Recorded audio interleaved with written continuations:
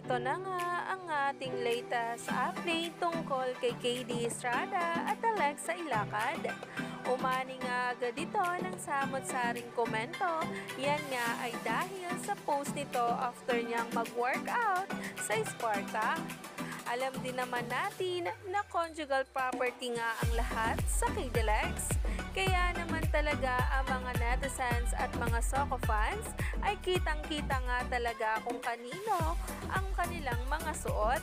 Kaya naman sabay-sabay nating tingnan at alamin ang nasabing post ni Alexa Ilacad na ngayon ay nagtitrending na.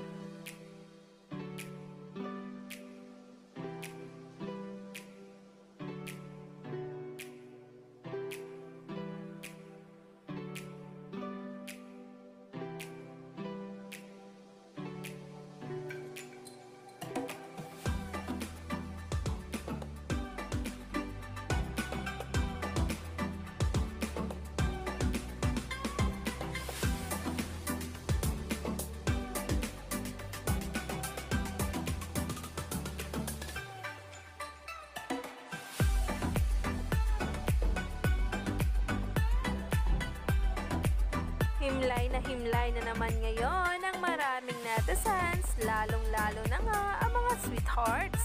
Tuloy-tuloy nga talaga ang paayuda sa atin, kaya naman wag na ngang magpahuli at stay tuned lamang tayo for more updates tungkol sa KDLX.